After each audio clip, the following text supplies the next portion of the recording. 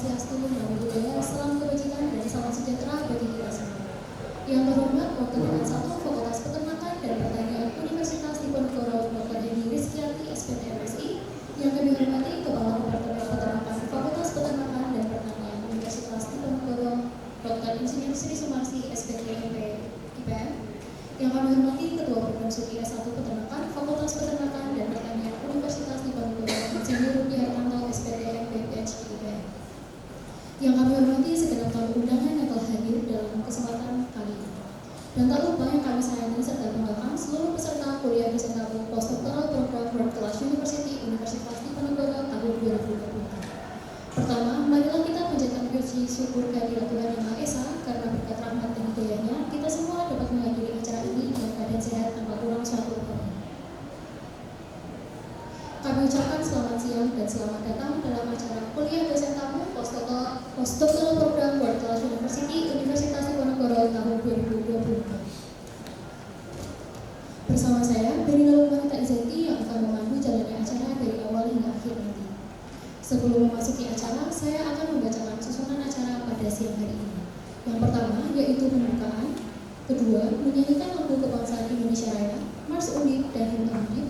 Ketiga, laporan Ketua Pelaksana dari Ketua Program Studi S1 Peternakan. Keempat, sambutan Wakil Dekan 1 Fakultas Peternakan dan Pertanian Universitas Diponegoro. Kelima, sesi foto bersama.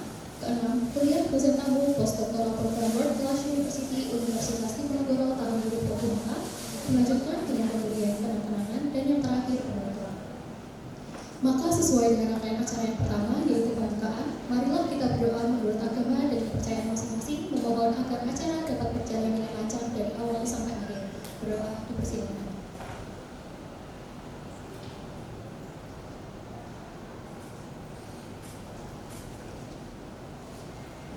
Berdoa dicukupkan. Untuk meningkatkan rasa cinta kepada tanah air, marilah kita sejenak meluangkan waktu untuk menyanyikan lagu kebangsaan Indonesia Raya, diikuti dengan Mars Undip serta Himne Undip. Kepada hadirin dimohon untuk berdiri.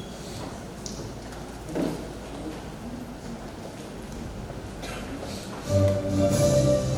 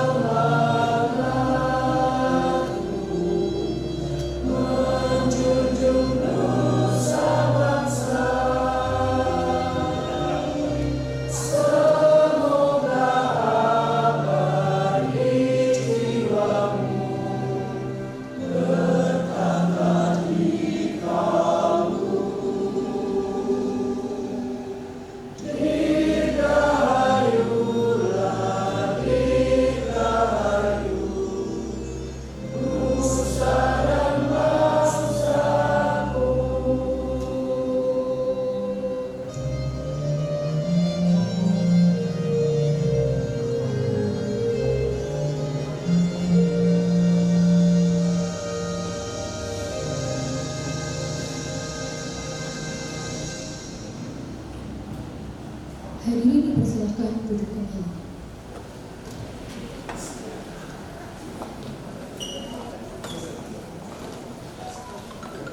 Acara selanjutnya yaitu laporan Ketua Pelaksana Kuliah Kesehatan Postdoktoral Program World Class University Universitas Diponegoro tahun 2024 yang akan disampaikan oleh Ketua Program Studi S1 Peternakan Fakultas Peternakan dan Pertanian Universitas Diponegoro.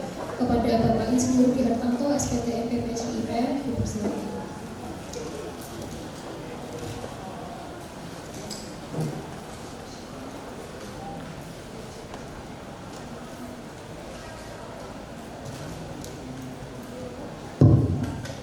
Assalamualaikum warahmatullahi wabarakatuh.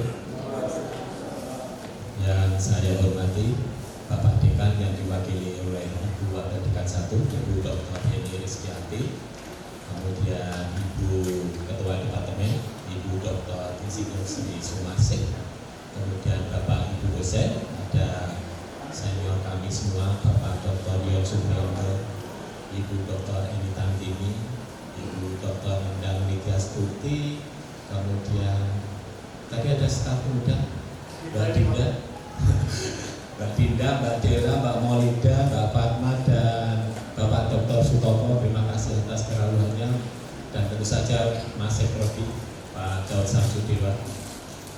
Dan yang saya hormati pembicara pada siang ini yaitu Mbak Dr. Hikmayani dan Mbak Dr. Aini.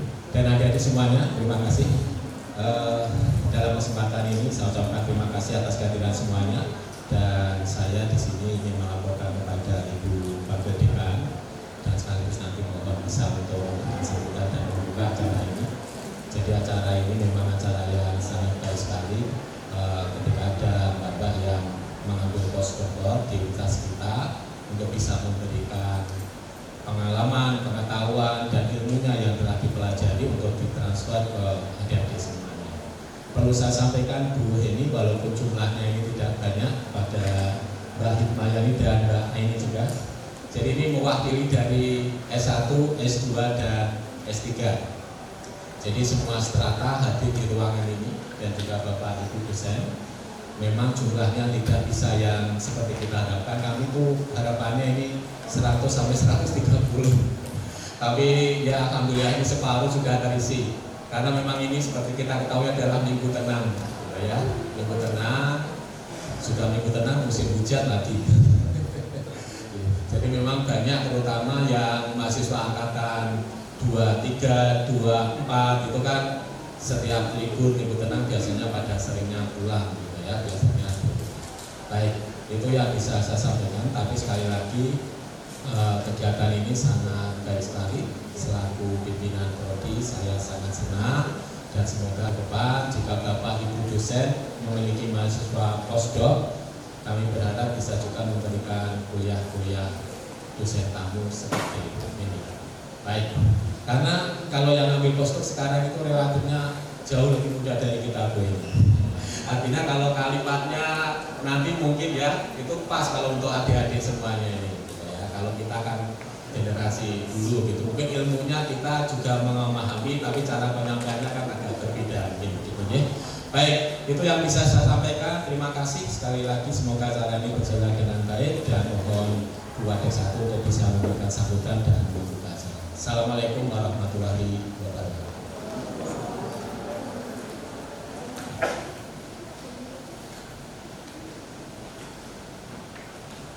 Kepada beliau kami ucapkan terima kasih. Selanjutnya yaitu sambutan dari Wakil Dekan 1 Fakultas Peternakan dan Pertanian Universitas Diponegoro kepada Dr. Heni Rizkyati, SPT MSI, dipersilakan.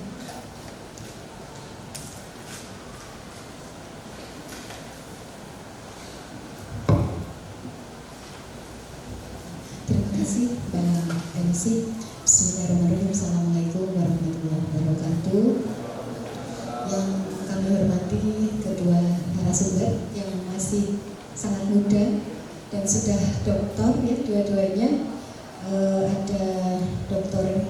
Hikmayani Iskandar SPT dari BRIN, dan juga Dr. Aini Nur Latifah SPT MSI dari UGM. Dan juga Yang kami hormati Ketua Departemen Peternakan Bu Dr. Sri Sumarsi, Kaprodi S1 Peternakan Pak Dr. Rudi Hartanto, kemudian Sekprodi Dr. Daud, dan juga Bapak Ibu yang sudah berkenan rawuh. Dari ujung belakang ada Pak Sutopo, Matur suwun Pak Sutopo, terus Mbak siapa, Mbak Dinda, Mbak Vita, Mbak Dela ya, Mbak Dela, Mbak Dela, Mbak Fatma. Saya sekalian ngafalin dosen baru. Kemudian ada Bu Dr. Hewan Eni Tantini, Matur suwun, kemudian Bu Endang Wit, dan juga senior, paling senior di lab retro ada Pak Ian Supriyanto. Alhamdulillah, puji syukur marilah kita panjatkan kehadirat Allah Subhanahu wa taala karena kita masih diberikan nikmat sehat, sehingga walaupun cuaca akhir-akhir ini sudah sering hujan gitu, alhamdulillah kita masih diberikan nikmat sehat dan bisa menghadiri acara kuliah dosen tamu pada siang hari ini. Jadi kuliah dosen tamu siang hari ini merupakan serangkaian kegiatan postdoc gitu, yang disupport oleh WCU Universitas, yang harapannya kita mendatangkan dokter-dokter baru ke Undip, ke fakultas, supaya adik-adik mahasiswa mendapatkan informasi-informasi, ilmu-ilmu terbaru hasil dari riset dokter-dokter baru ini. Dan kebetulan yang hadir pada siang hari ini adalah dokter-dokter muda yang mungkin baru saja lulus ya, dari BRIN maupun dari UGM, karena persyaratan untuk bisa mendatangkan dokter di acara postdoktor WCU ini memang harus yang baru lulus gitu, sekian tahun gitu. Jadi kalau dokter yang senior itu nggak bisa nih Pak Rudi. Jadi memang harus dokter-dokter muda. Dan harapan kami nanti tidak hanya berhenti di kuliah dosen tamu atau kuliah umum saja, nanti kerjasamanya bisa diteruskan.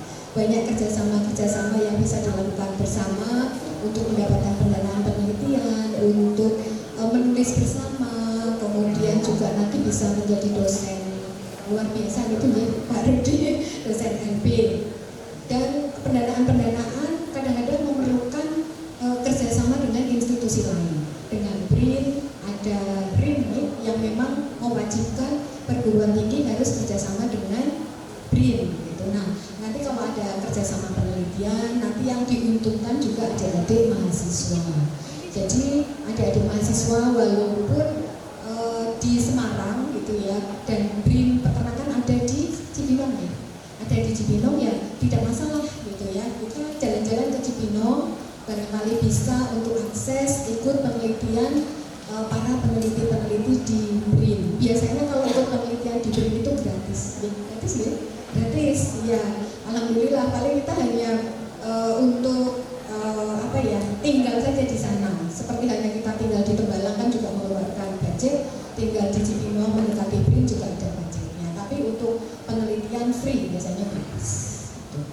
Nah, mudah-mudahan kerjasama ini terus berjalan dan informasi terbaru, ilmu-ilmu tentang reproduksi yang merupakan hasil riset dari Mbak Dokter berdua nanti bisa tersampaikan ke mahasiswa dengan baik dan memberikan manfaat. Oke. Dengan mengucap bismillahirrahmanirrahim, saya nyatakan kuliah dosen tamu pada siang hari ini dinyatakan dibuka. Terima kasih. Saya akhiri. Wassalamualaikum warahmatullahi wabarakatuh.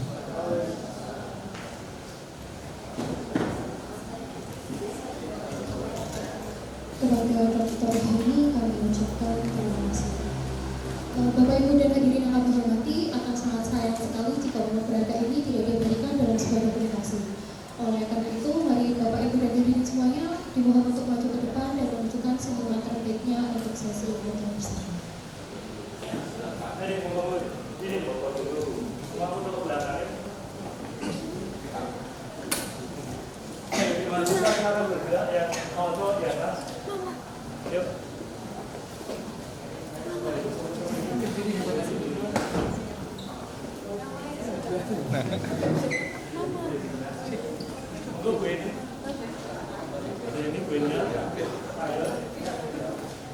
Alhamdulillah. Mas Toto, itu Mas Toto. Alhamdulillah, Pak Malaysia. Jadi, kemarin gimana?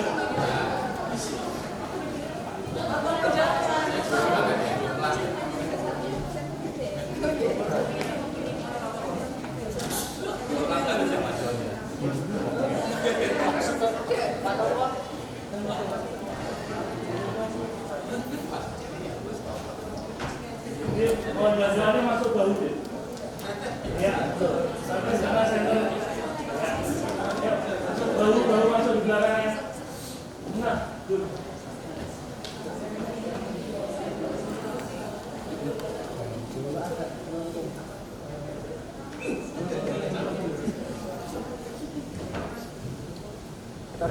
Mereka mundur ya, Sofi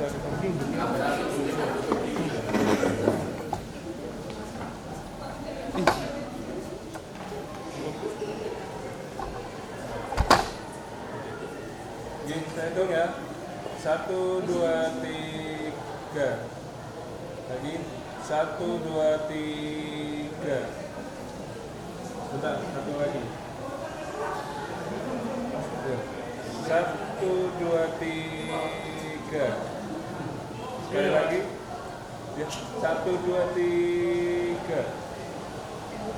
Mas agak Video, Mas. agak geser ke kanan dikit. Ya kameranya bisa nyala.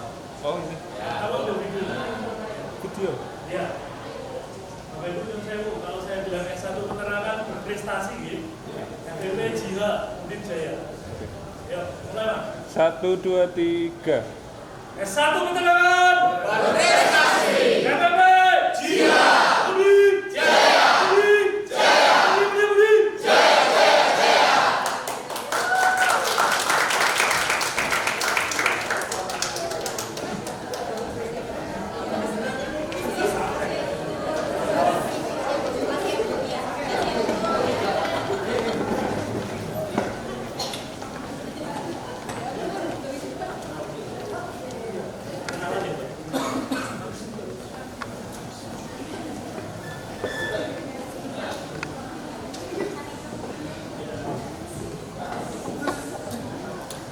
Bapak Ibu dan hadirin yang berbahagia, di bawah kita pada saat yang ditunggu yaitu sesi kuliah SMKM Postdoctoral Program World Class University Universitas Diponegoro tahun 2024 bersama dengan pembicara-pembicara hari ini yang sangat menginspirasi.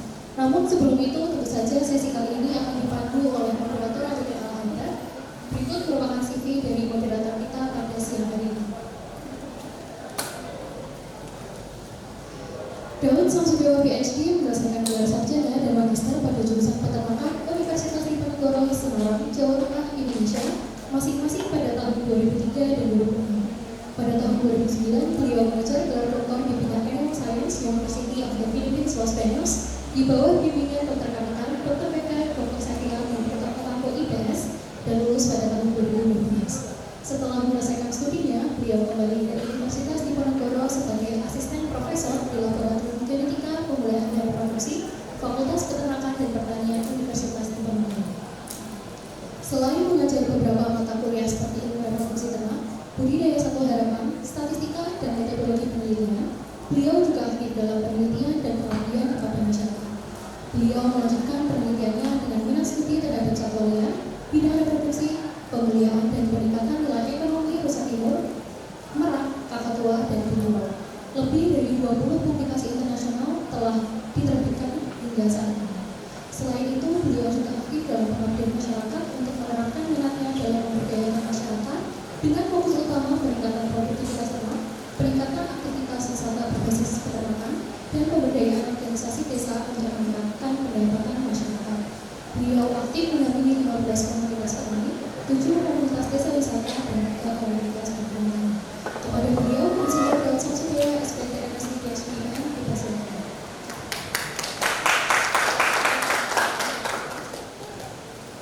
Terus, baik, semangat lagi. Yang kami hormati, kayak suara saya menggumam ini. Ini aja ya. Yang kami hormati Ibu Wakil Dekan 1, Ibu Dr. Deni Rizkyati, yang kami hormati Ibu Ketua Departemen Peternakan, Ibu Dr. Sri Sumarsih, Kami hormati Bapak Ketua Program Studi S1 Peternakan, Bapak Ibu Rudi Hartanto, PhD, Bapak senior kami yang mengenalkan saya dengan Mbak Hikmayani pertama kali, Bapak Dr. Yon Supriyodo, kemudian Ibu Dr. Iwan Tandini. Jadi Bapak Ibu, adik-adik, beliau berdua ini adalah postdoktoral di kegiatan WCU World Class University Undip dengan tujuan sebenarnya utamanya adalah bagaimana memotivasi kita bersama untuk melakukan tulisan sebaik mungkin, melakukan penelitian, tidak hanya membiayai beliau dalam kegiatan publikasi, tapi jauh lebih penting adalah men-sharingkan apa yang menjadi pengalaman beliau. Dan beliau berdua ini kebetulan pendamping postdoktoralnya adalah saya dengan Bu Dr. Iwan Tandini. Kemudian yang kami hormati Bapak Dr. Sutopo, Ibu Dr. Bella Ayu, Ibu Kandidat Dr. Bunda Ayu, Ibu Maulida Fatma, dan juga Bapak Ibu dosen yang lain. Adik-adik S1, S2, S3, dan S2 Biologi juga hadir untuk mendengarkan diskusi kita hari ini. Jadi Bapak Ibu sekalian dan adik-adik, mohon izin. Kalau kemarin saya jadi moderator kewirausahaan agak iseng gitu ya. Kalau ini kan nggak boleh iseng berarti kan harus serius ya. Jadi mohon izin adik-adik, sebelum saya membacakan CV beliau, sekedar informasi saja. Ketika saya pertama kali ketemu dengan beliau secara nyata, itu kemarin. Jadi sebenarnya Mbak Hikmayani ini sudah postdoc dengan saya di tahun kemarin. Tetapi ketemu secara nyata, tuh ketemu orangnya itu baru kemarin. Kemudian gue ini malah baru tadi siang. Gitu ya. Tetapi ketika saya membaca CV beliau, mendengarkan cerita beliau, saya sangat bersyukur karena beliau ada di tengah-tengah kita hari ini. Ya, mengapa? Karena sejujurnya saya boleh ngomong, ini teman-teman Undip ini harusnya beruntung ketika beliau hadir. Karena masih muda, seumuran kalian beti lah ya, beda-beda tipis. Yang satu kayaknya 28, satunya 27 gitu ya. Betul ya Pak? Oh sama 28-nya, ya artinya kan beda tipis. 26 sudah jadi dokter, dan sebelum menjadi dokter itu ternyata pengalamannya nggak kaleng-kaleng, gitu ya. Jadi kalau boleh saya bilang itu 134, ya. Tahu maksudnya? Tidak ada duanya. Iya kan? 1, 3, 4. Nggak ada dua ya kan? Iya. Nah jadi beliau punya pengalaman banyak di Swedish, sempat ke Denmark, sempat juga ke Jepang, France, dan beberapa aktivitas yang lain. Dan sebenarnya seorang mahasiswa itu harus punya impian seperti itu. Dan saya berharap anak-anak kami S1 Undip namanya, ataupun S2 Undip, ataupun S3 Undip, itu harus kalian capai impian tersebut. Tidak ada yang tidak mungkin ketika kita punya mimpi. Oke? Monggo kita sekarang dengarkan sedikit ulasan tentang beliau berdua. Yang pertama yaitu Dr. Aini Nur Latifah. Beliau menyelesaikan gelar sarjana hingga doktornya di Departemen Ilmu Nutrisi dan Teknologi Pakan Fakultas Peternakan Institut Pertanian Bogor, Jawa Barat. Masing-masing pada tahun 2018, Beti loh sama kalian? Iya. Sama Dila ya Beti ya Pak ya? Iya, beda tipis ya. Ini kakak kelasnya Bu Dinda, 1 tahun di atasnya Bu Dinda. Dinda 2014 mana? Oh sama, seangkatannya Bu Dinda. Oke? 2020 selesai S2 dan 2022 selesai S3. 3 kali program postdoc, saya saja 1 pun belum. Ya, 3 kali program postdoc telah beliau laksanakan semenjak menyelesaikan studi doktoralnya, yaitu di Institut Agro Montpellier, France, Prancis, pada tahun 2022, Badan Riset dan Inovasi Nasional pada tahun 2023, dan juga IPB University pada tahun 2023.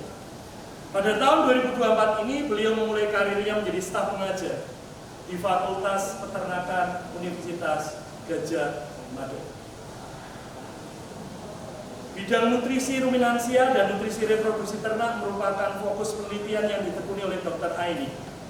4 penelitian, 5 seminar internasional, dan 9 publikasi ilmiah internasional merupakan bukti nyata produktivitas Dr. Aini sebagai seorang peneliti. Kita berikan aplaus. Ya, depan. Kursinya sengaja saya turunkan satu, saya nggak mau duduk di depan. Oke, silakan. Baik, artinya yang pertama sudah bisa didengarkan ya. Jadi kalau anak-anak undip itu masih pengennya standar-standar saja itu rugi sekali. Apalagi anak peternakan. Gitu ya. Jangan pernah berpikir kalian itu minor, kalian itu anak-anak luar biasa. Nah, seperti apa yang dijargonkan S1 peternakan, yaitu berprestasi. Oke. Yang kedua, saya akan undang pembicara kita yang kedua, yaitu Dr. Hikmayani Iskandar, menyelesaikan gelar sarjana pada jurusan peternakan Universitas Hasanuddin. Ya beti-beti lah sama Undip lah ya. Tapi lihat coba prestasi berikutnya ya. Ya dibanding IPB kan kadang kalian selalu ngomong, kan IPB mas, gitu kan. Nah, sekarang kita bandingkan dengan yang setara saja. Lulus tahun 2017 S1, kemudian melanjutkan pendidikan master dan doktoral dengan program PMDSU, program menuju doktor sarjana unggul. Di Undip juga ada loh, di FPP juga ada. Universitas Hasanuddin masih di Universitas Hasanuddin pada tahun 2019 untuk S2-nya dan 2022 untuk S3-nya. Selama proses studi S2 dan S3, beliau memperoleh pengalaman mengikuti program Joint Master Degree di Kagawa University bersama Mas Iqbal Fauzan. Tahu Pak Mas Iqbal Fauzan? Tahu ya? Dosen pertanian. Kemudian di Kagawa di tahun 2020 di bawah bimbingan Sensei Sugiyama Yasunori, PhD. Pada tahun 2020 dan 2022, Dr. Hikmayani melaksanakan program pada tahun 2022, Dr. Hikmayani melaksanakan program visiting doctoral researcher di Swedish University of Agriculture Science di bawah bimbingan Prof. Goran Andersen. 9 penelitian selama 5 tahun terakhir dengan berbagai pendanaan dilaksanakan pada topik proteomik pada reproduksi hewan. 8 seminar internasional, 2 pengabdian kepada masyarakat, dan 11 artikel publikasi terindeks Scopus dalam 5 tahun terakhir adalah bukti nyata produktivitas Dr. Hikmayani Iskandar sebagai seorang peneliti. 15 award dan grade telah beliau raih sejak dari jenjang sarjana. Kita berikan aplaus untuk Dr. Hikmayani. Baik teman-teman, sebuah gambaran untuk kalian bahwa sebuah prestasi tidak melihat gender, juga tidak melihat berasal dari mana. Oleh karena itu, kita akan dengarkan mereka satu persatu, sharing mereka, dan kalian bisa lihat bahwa kalian juga harus punya mimpi setinggi mereka. Setuju? Setuju. Awas suara anak bandar. Setuju? Setuju. Baik, untuk kesempatan pertama kami akan persilakan untuk Dr. Aini dulu ya. Ya, Dr. Aini kira-kira 30 menit untuk men-sharingkan materinya.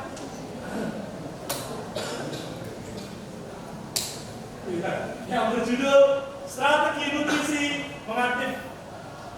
Mengaktifkan nutrien sensing untuk meningkatkan performa reproduksi. Artinya bicara reproduksi tidak hanya reproduksi sum, tapi dia juga bicara nutrisi, manajemen dan sebagainya. Kita berikan aplaus untuk Dr. Aini. Tepuk tangannya sing ikhlas tuh. Tepuk tangan. Pakai ini di depan sini. Iya, betul. Silakan.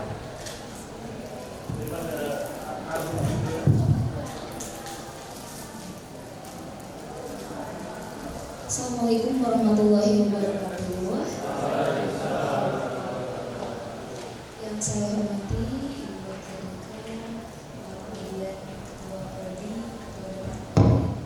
Terima kasih banyak dosen-dosen sekalian yang saya hormati juga, dan hadirin sekalian, terima kasih banyak atas kesempatan yang sangat berharga ini. Sebelumnya pada kesempatan kali ini saya mungkin izin sharing terkait riset di bidang nutrisi reproduksi. Jadi apa yang saya sampaikan saat ini mungkin adalah kolaborasi antara Departemen Nutrisi sama Departemen Reproduksi. Oke, judulnya adalah Strategi Nutrisi untuk mengaktifkan nutrient sensing untuk meningkatkan performa reproduksi. Mungkin nanti kita akan bahas lebih dalam lagi kenapa dibilang nutrient sensing. Mungkin next slide. Mungkin ada sebagian adik-adik atau hadirin yang bertanya-tanya memang kenapa sih harus meningkatkan reproduksi lewat nutrisi gitu. Sebenarnya banyak ya teknologi reproduksi yang bisa diterapkan untuk meningkatkan nutrisi. Teknologi reproduksi yang bisa meningkatkan performa reproduksi. Misalnya hormonal approach atau teknologi yang lainnya. Tapi kalau misalnya kenapa nutrisi? Ini pertama mungkin ada sebagian literatur yang menyatakan bahwa fenotip atau bagaimana sebetulnya reproduksi ini diekspresikan itu sebenarnya banyaknya itu dikontrol oleh lingkungan. Sekitar 80% kontrolnya itu lingkungan. Dan lingkungan ini faktor dominannya adalah nutrien. Jadi bagus atau tidaknya itu tergantung pada ketersediaan nutrien bagi si ternak tersebut. Nah kemudian riset saat ini secara global itu trennya sudah menuju ke bagaimana secara natural si produk itu bisa ditingkatkan. Nah makanya salah satu cara natural untuk meningkatkan performa reproduksi adalah dengan cara pemberian nutrien yang baik. Nah ini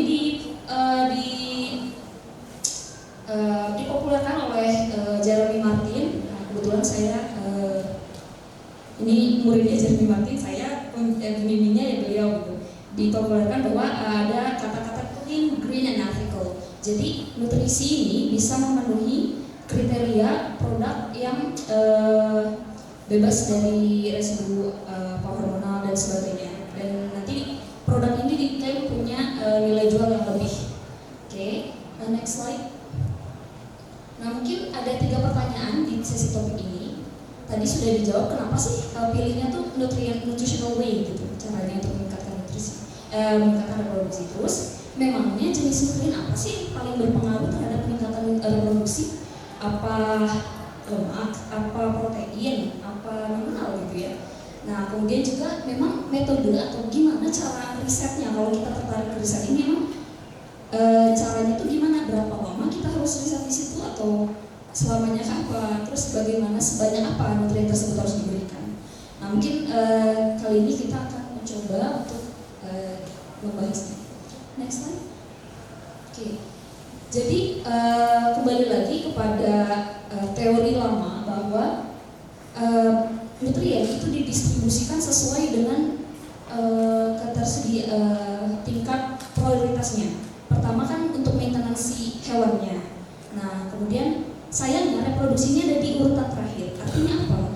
Kalau misalnya BCS si hewannya jelek atau ketersediaan nutriennya rendah, mengharapkan reproduksi yang baik itu hampir tidak bisa gitu. Nah oleh karena itu di negative energy balance bisa dilihat bahwa dampaknya itu menurunkan banyak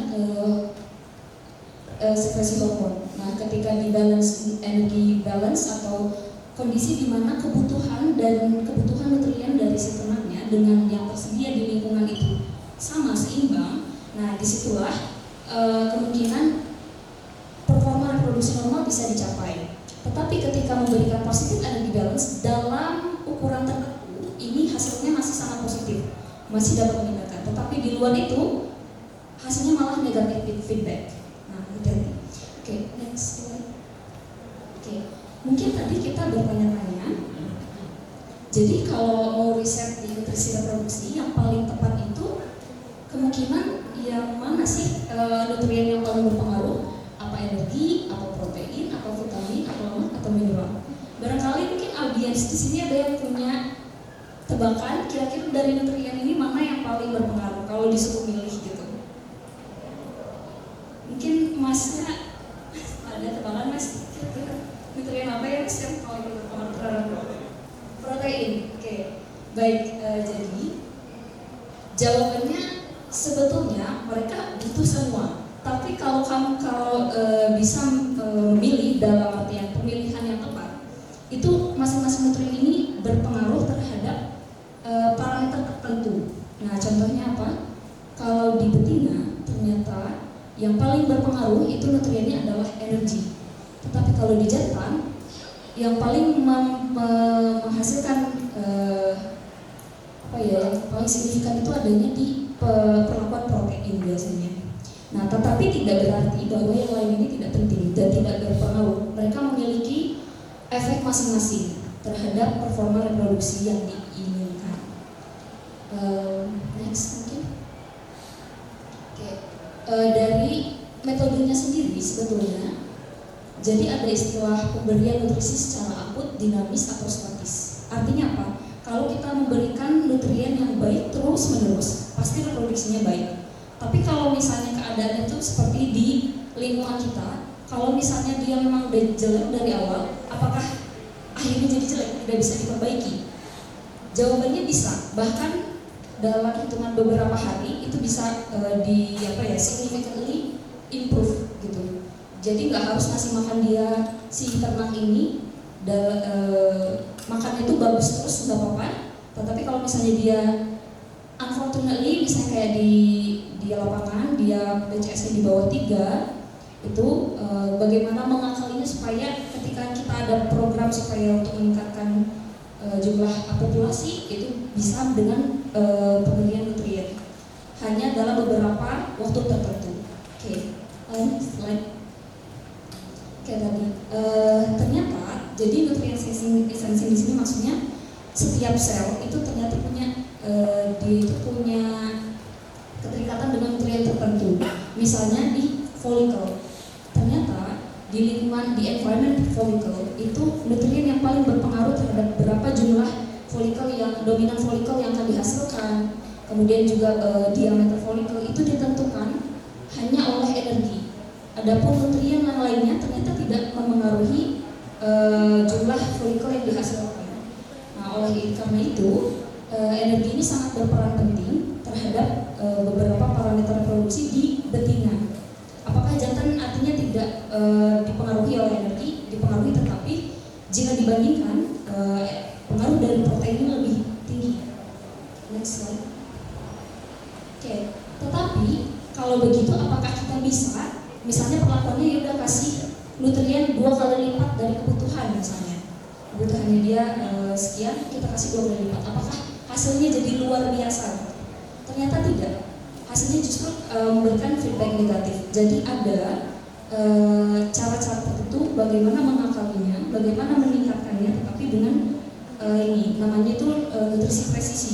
Presisi di tingkat berapa dia bisa meningkatkan reproduksi. Karena pada pemberian yang terlalu banyak justru dia akan menurunkan reproduksi. Karena apa? Misalnya karena peningkatan laju aliran darah sehingga terjadi progesteron clearance, akhirnya malah keguguran dan sebagainya. Next slide. Nah, selain tadi energi, jadi si lemak, part of energy lemak, jadi asam-asam lemak tertentu itu mempengaruhi ekspresi, misalnya ini progesteron. Ternyata progesteron yang dihasilkan misalnya oleh asam lemak dengan omega 3 itu progesteron yang dihasilkan jenis yang seri 3. Nah, adapun yang misalnya kita memberikan minyak dengan omega 6 yang dihasilkan malah seri 2. Ini nanti implikasinya apa? Implikasinya terhadap sebanyak ketahanan embrio. Jadi kalau dikasih omega 3 ternyata kemungkinan keguguran embrio itu lebih rendah dibandingkan kalau kita memberikan asam lemak omega 6 gitu, misalnya. Next slide. Mungkin yang tertarik menggunakan minyak-minyak ini biasanya mereka itu penelitiannya termasuk saya dan tim itu kebanyakan mengulik bagaimana efek-efek dari omega 3 dan omega 6 baik itu dari sunflower oil, fish oil dan sumber-sumber minyak tidak jenuh polyunsaturated fatty acid, bagaimana pengaruhnya terhadap reproduksi. Next slide. Selain terhadap betina, ini apakah tidak berefek terhadap jantan tadi? Masih berefek, tapi efeknya mungkin beda. Tapi kalau tadi memberikan energi itu tujuan utamanya di yang ternak ruminansi yang kecil, itu kita pengen menghasilkan ternak dengan jumlah anak yang banyak misalnya. Nah, tapi kalau di sini biasanya dia bukan meningkatkan jumlah sperm, sel sperm, tapi lebih ke bagaimana mempertahankan kualitas dari sel sperm. Itu efek dari minyak. Jadi masing-masing nutrien itu punya efek-efek yang khusus. Jadi tergantung apa yang kita inginkan. Misalnya jika risetnya itu lebih ke arah pembekuan semen, mungkin pemberian minyak-minyak ini akan menjadi jawaban yang lebih tepat gitu. Kalau misalnya ingin meningkatkan jumlah sel sperm, mungkin protein larinya. Next. Kayak tadi efek protein sudah disebutkan bahwa di sel-sel tertentu dia itu ada matchingnya sama nutrien tertentu. Nah, kalau di jantan ternyata yang lagi sama sertoli itu dia lebih matching itu sama protein si nutriennya. Nah, kemudian next. Apakah mineral tidak berpengaruh? Tentu saja berpengaruh. Sangat banyak riset yang dilakukan bagaimana pengaruhnya mineral terhadap reproduksi. Nah, salah satunya yang paling sering itu zinc dan selenium, karena diketahui efektivitas antioksidannya. Dia meningkatkan kualitas sperm dan yang lainnya juga di betina juga sama. Next slide. Sama dengan mineral, vitamin juga berpengaruh terhadap reproduksi dan sama ini pengaruhnya lebih ke antioksidan. Next. Oke, mungkin ini salah satu review bagaimana kalsium dan sebagainya, mineral dan vitamin mempengaruhi reproduksi. Tetapi kembali lagi tadi bahwa nutrisi ini harus presisi. Di luar dari dosis dia menyebabkan toxicity. Kurang dari dosis tidak signifikan impactnya. Next.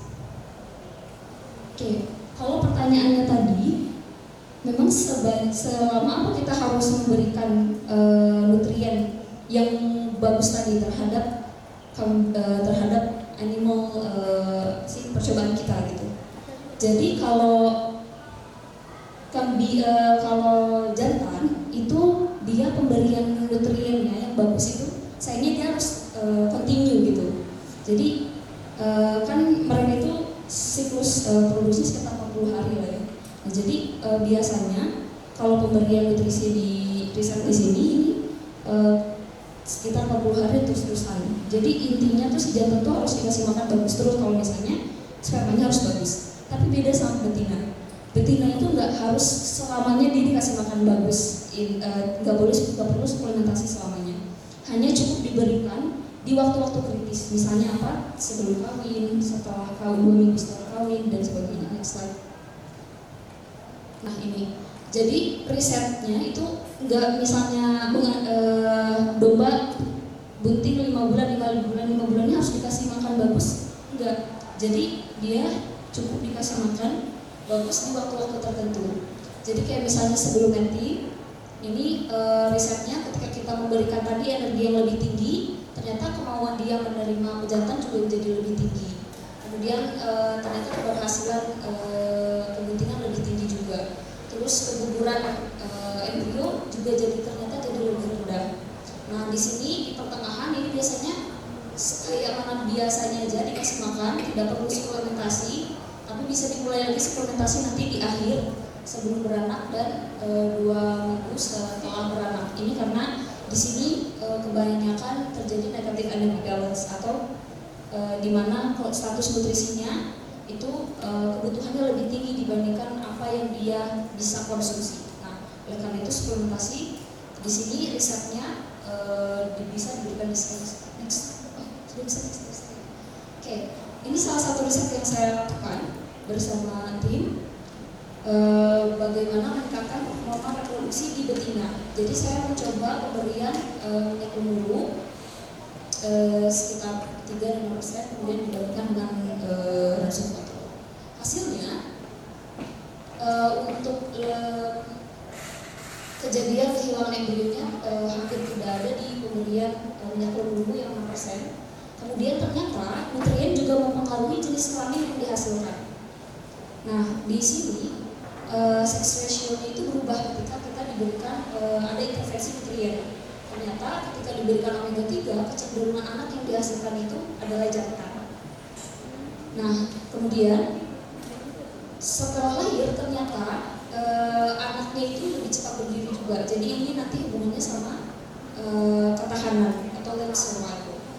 Jadi hasil risetnya adalah dia meningkatkan konsumsi nutrien, meningkatkan pencernaan, dan meningkatkan hormon reproduksi, sehingga tadi ketahanan embrionya meningkat dan jumlah anak baru lahir itu hampir 100% dengan anaknya juga cepat berdiri. Jadi nggak cuma kembarnya tinggi, tapi akhirnya anaknya mati nggak gitu. Jadi riset yang cukup bertanggung jawab sampai anaknya di sapi itu nanti diamati. Nah, kemudian di jantan kita pernah coba untuk meningkatkan performa reproduksinya itu di kualitas semen. Jadi kami mencoba ini dalam kandungan protein, artinya kandungan proteinnya sama dan sumbangan protein dari masing-masing perlakuan ini sama. Artinya membedakan hanya asam aminonya. Nah, ternyata hasilnya pemberian asam amino histidin dari tepung jantan ini dapat meningkatkan volume semen dan juga meningkatkan jumlah meningkatkan sperm motility dan juga konsentrasi dari sel sperm per mili. Demikian yang dapat saya sampaikan. Terima kasih banyak atas kesempatannya. Assalamualaikum warahmatullahi wabarakatuh.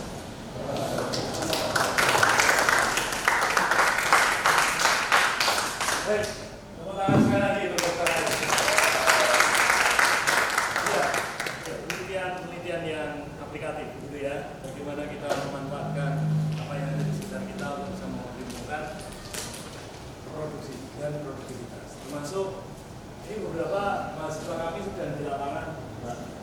Jadi bersama dengan Bu Endang dan Pak Surono itu sedang mau ngecek kenapa kok anak rusa itu banyak lahirnya kok jantan ya, betina-betina lahir yang membutuhkan betina itu lagi mau ngecek kualitas pakannya.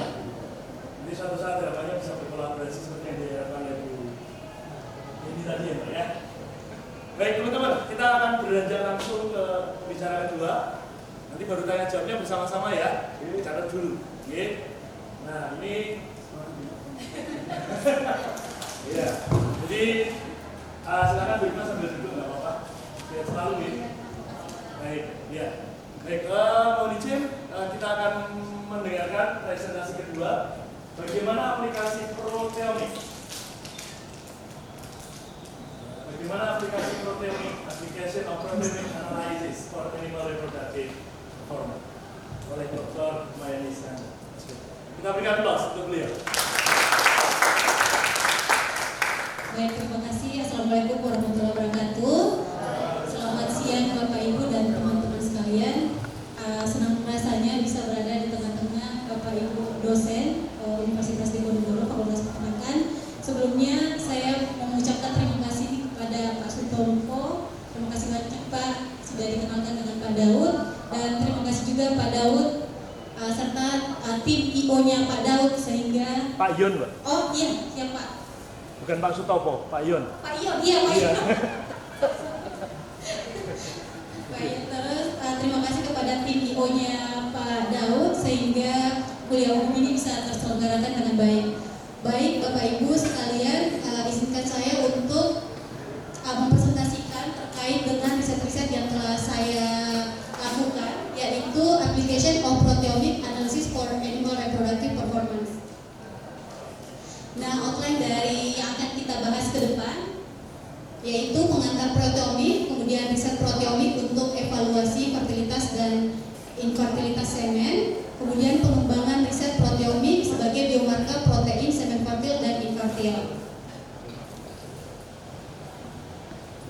Nah, sebelumnya kita harus tahu dulu nih, yang terkait dengan protein itu kita mulai dari central dogma. Central dogma ini kita melihat konsep dasar dari biologi molekuler, di mana central dogma ini menggambarkan alur informasi genetik dalam sel, yaitu bagaimana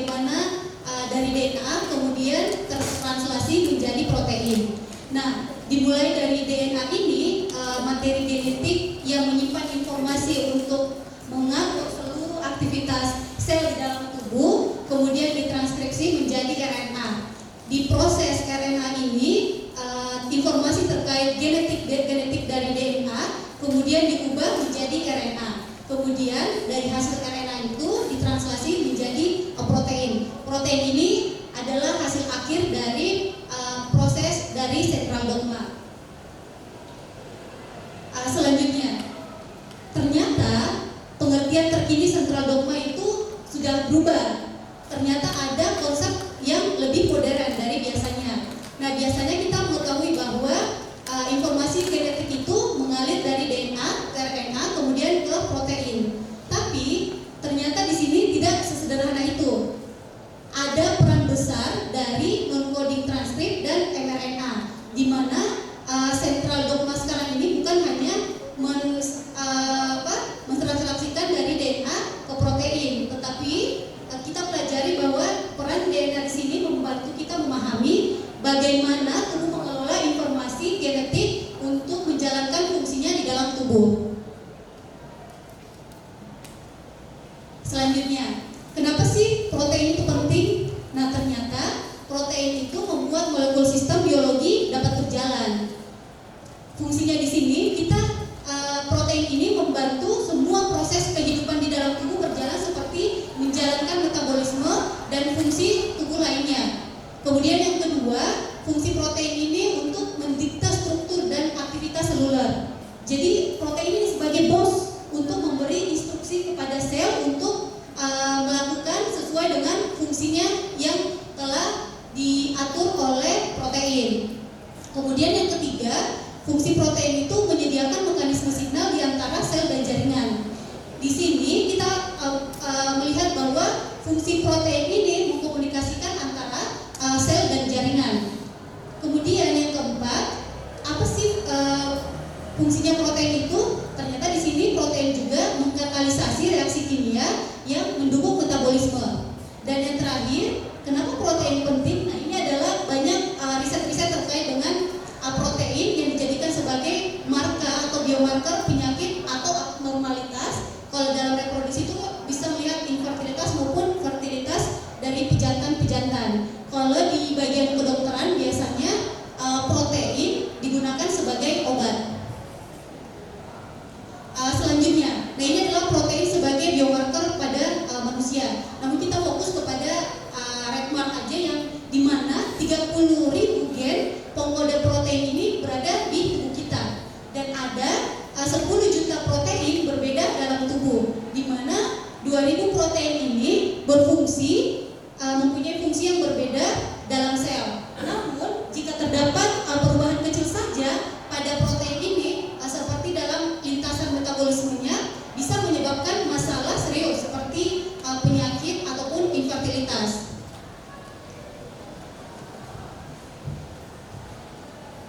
Baik, jika dilihat dari cuplikan lintasan metabolisme ini kelihatannya sangat rumit ya. Namun mari kita sederhanakan untuk bisa kita mengerti. Nah, jadi dari setiap garis dan titik di sini mewakili reaksi kimia yang terjadi di dalam tubuh kita, mulai dari produksi energi hingga pembentukan molekul-molekul penting di dalam tubuh. Nah, ini yang membuat kita bekerja adalah protein fungsional, di mana yang bertindak sebagai katalis untuk setiap reaksi di dalam tubuh. Selain itu, tanpa protein juga lintasan metabolisme ini tidak akan berjalan sebagaimana mestinya. Jadi banyak protein-protein yang terlibat untuk fungsional di dalam tubuh untuk terjadinya reaksi enzimatik. Selanjutnya, bagaimana sih interpretasi kompleksitas dari sistem biologi hewan? Nah, mari kita lihat bagaimana berbagai omik yang saling terhubung dalam memahami sistem biologi hewan. Yang pertama mungkin kita sudah tidak asing lagi ya terkait dengan genomik, transkriptomik, proteomik, dan metabolomik. Yang banyak dikerjakan sekarang itu di bagian peternakan, kita sudah mengerjakan multiomik, baik genomik, transkriptomik maupun proteomiknya. Nah, genomik ini kita mengkaji DNA-nya. Kemudian transkriptomik ini kita fokus kepada protein molekul yang menjalankan fungsi utama dalam tubuh, sedangkan yang metabolomik ini adalah produk akhir dari metabolisme yang mencerminkan kondisi dari tubuh manusia maupun ternak itu sendiri. Nah, metode-metode yang digunakan itu untuk multiomic biasanya ada DNA sequencing, spektrometri massa, LC-MS. Setelah itu kita menguji ke analisa bioinformatika. Nah, kombinasi teknologi ini memberikan data baru yang memungkinkan kita untuk menciptakan hipotesis baru untuk penelitian lebih lanjut. Biasanya pada hewan kita biasa memahami proses metabolisme yang spesifik untuk meningkatkan produktivitas atau reproduksi dari ternak itu sendiri. Selanjutnya ini adalah teknologi dan data yang diperoleh dari hasil omik. Nah, berikut kita lihat teknologi dan data yang diperoleh dari hasil omik dan kita akan melihat hubungan antara genotype and phenotype. Bagaimana teknologi omik ini? Kita akan fokus ke proteomik saja, di mana proteomik ini adalah jembatan penting yang menghubungkan genetik atau genotype dengan fungsi nyata dalam tubuh atau phenotype. Di sini kita akan menganalisis protein, molekul yang menjalankan hampir semua fungsi biologi seperti metabolisme, komunikasi antar sel, dan perbaikan jaringan dalam tubuh. Selanjutnya, omic science itu pengertiannya adalah karakterisasi kolektif dan kuantifikasi dari seluruh molekul biologi yang mana terlibat dalam struktur, fungsi, dan dinamika sel, jaringan, atau organ. Kemudian proteomik ini adalah karakteristik protein yang berada dalam sistem biologi, baik itu struktur, fungsi, mekanisme, dan interaksi antar protein dalam menghasilkan suatu fungsi fisiologis dalam tubuh hewan. Selanjutnya, sebelum kita menerapkan proteomik, penting banget untuk kita memahami 4 bagian utama dari proteomik itu sendiri, di mana setiap bagian ini memiliki fokus dan teknologi khusus yang membantu kita menganalisis protein secara mendalam. Yang pertama itu expression, di mana fokus pada bagian protein ini diekspresikan dalam kondisi tertentu. Adapun teknologi yang biasa digunakan yaitu 2D gel electrophoresis. Selanjutnya, bagian dari sequencing proteomik. Di sini kita menganalisis urutan protein menggunakan teknik seperti N-terminal sequencing untuk memahami struktur dari protein sendiri. Kemudian yang ketiga ada namanya structural proteomik, di mana area ini mempelajari bentuk dan struktur protein. Misalnya kita bisa menggunakan X-ray, diffraction of protein crystal, untuk melihat detail dari molekul dan memahami protein secara lebih mendalam. Kemudian yang keempat ada functional dan interaction proteomik. Biasanya ini untuk melihat bagaimana protein itu saling berinteraksi satu sama lain. Selanjutnya ini adalah teknologi untuk analisis karakteristik protein. Kita fokus pada protein assay, biasanya untuk melihat konsentrasi dari protein, kemudian menggunakan mass spektroskopi untuk melihat atau dari struktur sekuensi itu sendiri, dan untuk melihat ukuran dari protein itu berdasarkan dengan berat molekulnya, biasanya menggunakan electrophoresis. Kemudian untuk kemurnian protein menggunakan immunoplot untuk melihat protein-protein yang spesifik saja. Kemudian ada muatan namanya ion exchange atau kromatografi, dan untuk melihat protein biasanya menggunakan biopsi in vivo maupun in vitro. Selanjutnya ini adalah alur kerja proteomik, mulai dari ekstraksi protein, estimasi konsentrasi protein, separasi protein, mass spektrometri, dan analisis data. Di mana analisis datanya ini kita menggunakan analisa bioinformatika. Selanjutnya ini adalah proses proteomik yang dimulai dengan electrophoresis untuk memisahkan berat molekul dari protein, yang dilanjutkan dengan analisis menggunakan spektrometri untuk mengidentifikasi protein secara mendetail. Hasilnya nanti dibandingkan dengan database untuk mengungkap fungsi protein dan peran protein dalam tubuh. Nah, selanjutnya ini adalah dasar MS untuk proteomik. Biasanya kami menggunakan 2 pendekatan, yaitu bottom up dan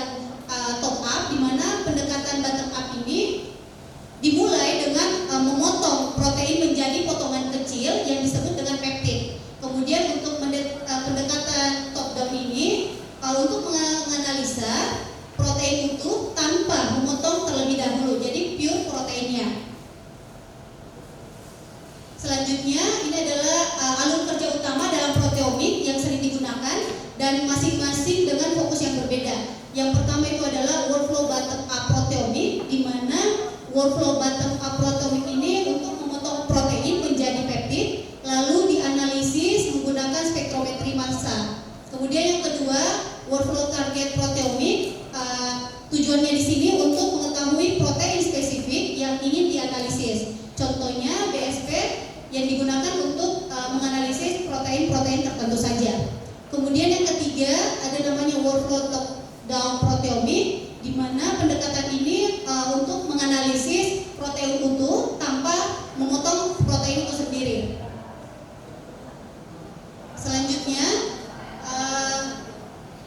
ini adalah prinsip bagaimana LC-MS bekerja untuk mengidentifikasi protein secara detail. Jadi pertama, proses ini dimulai dengan memotong protein menjadi peptid kecil, kemudian peptid ini menghasilkan spektrometri massa untuk menghasilkan spektrum ion yang menggambarkan berat molekulnya. Kemudian yang ketiga, setiap spektrum ini dianalisis lebih lanjut untuk memisahkan dan mengidentifikasi urutan peptid, dan terakhir hasil identifikasi ini dicocokkan dengan database untuk menyusun urutan lengkap dari protein. Selanjutnya ini adalah validasi protein dalam proteomik, khususnya untuk kuantifikasi protein yang spesifik. Yang pertama itu adalah identifikasi target protein, di mana target protein ini untuk menentukan protein target yang ingin kita analisis. Kemudian yang kedua adalah peptid surrogate, di mana sini kita sudah mengetahui peptid spesifik untuk mewakili protein target itu sendiri. Kemudian kalibrasi dan validasi ini untuk membuat kurva kalibrasi, memastikan pengukuran berada dalam rentang linear dan akurat. Dan yang terakhir adalah assay development, di mana assay development ini kita sudah mendapatkan protein-protein spesifik yang akan dijadikan biomarker fertility.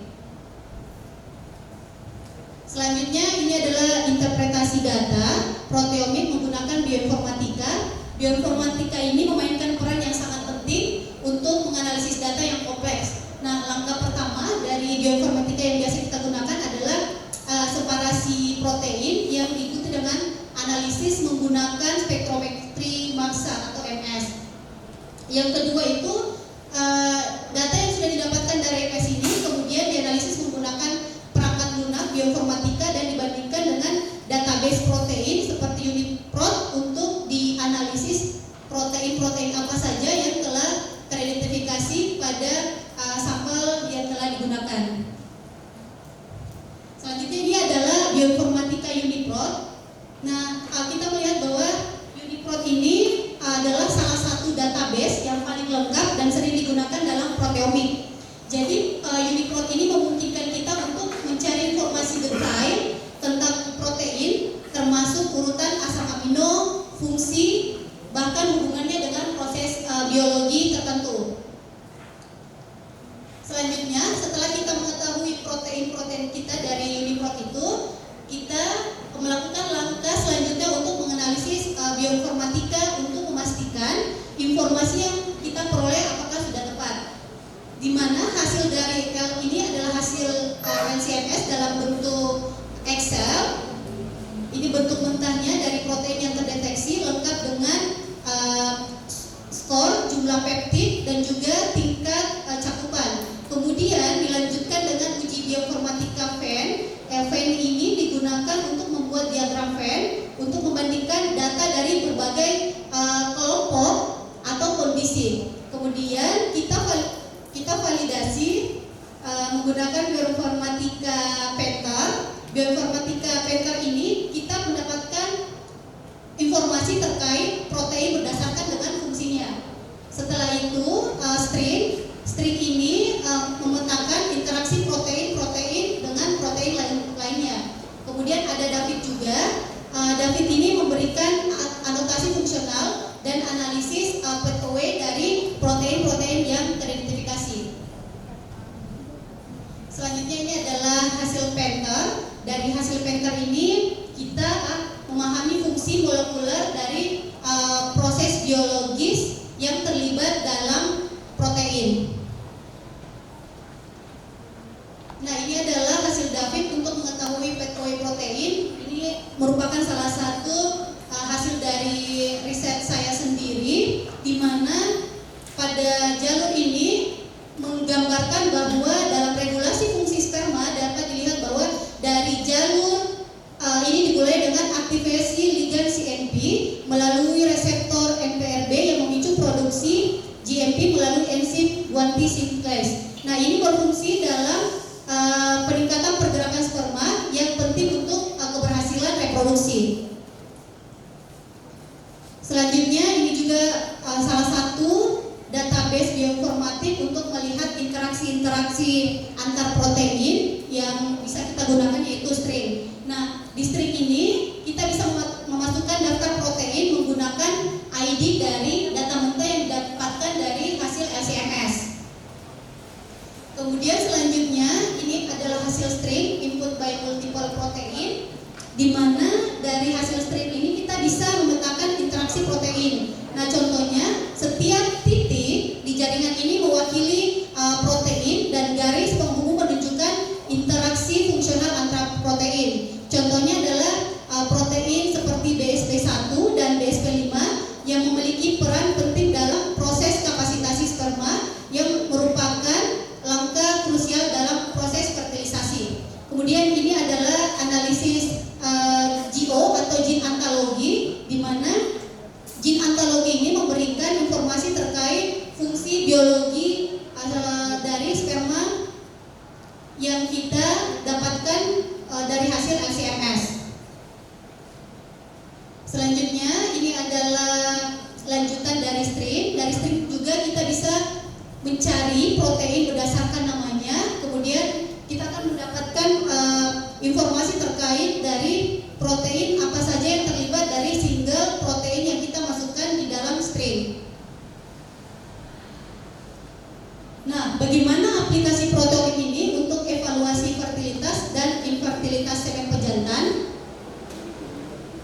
Kita lihat bahwa di Indonesia penilaian fertilitas itu sebagai dasar riset menggunakan breeding soundness evaluation atau BSE, di mana penilaian biometrik dan non reproduksi, kemudian ada biometrik organ reproduksi, melihat juga dari libido pejantan dan mengevaluasi kualitas semen. Ternyata itu tidak cukup untuk menilai fertilitas dari pejantan itu sendiri, karena ada beberapa report yang mengatakan bahwa pejantan dengan karakteristik fisik dan libido yang bagus ternyata kualitas semennya jelek atau ada yang didapatkan kasus infertil, sehingga dibutuhkanlah pendekatan molekuler seperti proteomik. Selanjutnya kita melihat peran plasma semen dalam menentukan fertilitas dan infertilitas sapi pejantan. Nah, plasma semen ini termasuk ekstrinsik dan spermatozoa intrinsik, di mana dari plasma semen ini dapat maturasi spermatozoa, motilitas spermatozoa, kapasitas dan reaksi akrosom. Nah, ini menentukan fertilitas dan infertilitas dari pejantan. Bagaimana caranya kita mengetahui, kita mengidentifikasi protein dari plasma semen, sehingga butuh kajian protein spesifik terkait dengan fertilitas dan infertilitas dari pejantan. Beberapa metode yang telah digunakan yaitu pendekatan gel elektroporesis, di mana gel elektroporesis ini kita bisa mengidentifikasi berat molekul protein berdasarkan dengan beratnya. Kemudian ada yang namanya proteomik. Nah, proteomik ini merupakan perkembangan baru di dunia peternakan, dan metode yang digunakan itu liquid chromatography mass spectrometry atau LC-MS. Dari hasil proteomik ini nantinya kita akan analisa secara bioinformatik untuk mendapatkan protein spesifik, struktur, fungsi, sifat, dan interaksi antar protein. Selanjutnya ini adalah pendekatan identifikasi protein basis berat molekul. Ini adalah bagian dari penelitian saya juga yang sudah publish di jurnal JAVA di ASJ, di mana pada penelitian ini kita mengelektroforesikan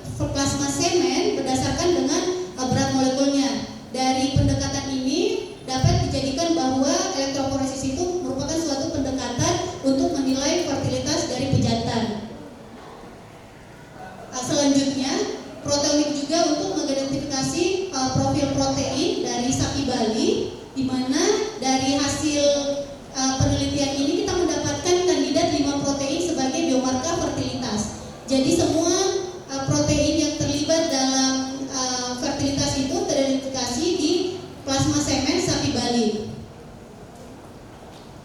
Selanjutnya ini adalah peran protein dalam menentukan fertilitas dan infertilitas sperma. Yang pertama itu adalah kita melihat dulu struktur dari sperma, ada struktur epididymis dan fungsinya. Epididymis ini terdiri dari 3 bagian, ada kaput, korpus, dan kauda. Nah, di sini ternyata dari sperm di testis itu mempengaruhi protein fungsinya. Dilaporkan bahwa pada semen yang mempunyai normal fresh semen dan poor fresh semen itu terdapat protein-protein yang teridentifikasi pada sapi Bali, sehingga tiap-tiap pejantan memiliki karakteristik protein dalam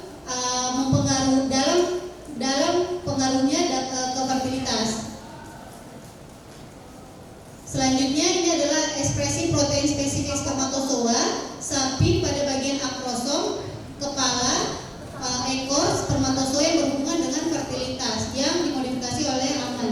Nah, bagaimana caranya kita melihat marker protein dari infertilitas sperma? Jadi di bagian akrosom ini ternyata terdeteksi beberapa protein pada protein yang diidentifikasi sebagai infertilitas. Jadi beberapa protein ini memungkinkan peningkatan dalam penyeleksian pejantan dengan melihat kualitas semen itu sendiri. Nah, selanjutnya ini adalah pengembangan riset proteomik yang sedang kami kerjakan sebagai biomarker protein sel infertil dan infertil. Dapat dilihat bahwa penilaian sapi pejantan dilihat dari breeding sonas examination, meliputi pengamatan fisik, genitalia, melalui eksternal dan internal, serta evaluasi semen secara mikroskopis dan mikroskopis. Namun itu belum bisa melihat fertilitas dari pejantan, sehingga dibutuhkan validasi secara in vitro maupun in vivo untuk mendapatkan pejantan-pejantan yang dapat dijadikan sebagai pejantan unggul yang dapat digunakan untuk inseminasi buatan di Indonesia. Selanjutnya ini adalah evaluasi kemampuan sperma pejantan sapi Bali secara in vitro. Ini adalah artikel kami yang sudah publish bersama Pak Daud juga. Jadi dari pejantan sapi Bali yang digunakan pada yang sudah teridentifikasi proteinnya, kita coba analisa secara in vitro. Nah, ternyata didapatkan bahwa terdapat perbedaan motilitas sperma yang mempengaruhi kemampuan fertilisasi dan perkembangan embrio pada oosit sapi Bali. Selanjutnya, apakah pendekatan proteomik ini dalam evaluasi fertilitas dan infertilitas dapat diaplikasikan ke hewan lain? Jawabannya adalah ya, karena pendekatan proteomik ini dalam evaluasi fertilitas dan infertilitas sangat relevan untuk diaplikasikan pada berbagai spesies hewan lainnya. Jadi nantinya kita bisa identifikasi biomarker spesifik dari hewan-hewan ataupun ternak itu sendiri. Harapannya dari penelitian proteomik ini kita dapat meningkatkan produktivitas ternak yang dapat membantu memperbaiki program inseminasi buatan di Indonesia. Terima kasih atas perhatiannya. Saya kembalikan ke moderator.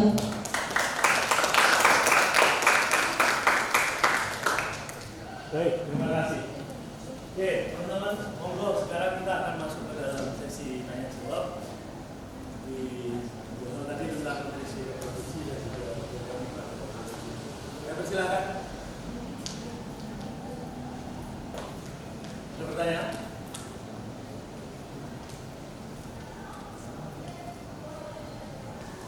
Monggo. Monggo, Mas. Arya Basanju. Yes. Silakan, Mas. Terima kasih. Assalamualaikum warahmatullahi wabarakatuh. Mohon izin Pak Daud, Pak Yon, Pak Topo, Bu Eni, guru-guru kami. Perkenalkan, nama saya Arya, Mbak Dokter.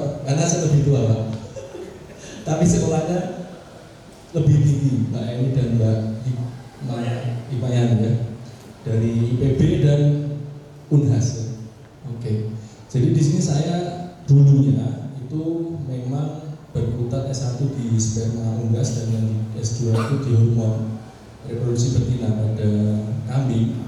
Di S3 ini saya menyadari bahwa reproduksi yang saya geluti ini tetap tidak bisa terlepas dari pakan.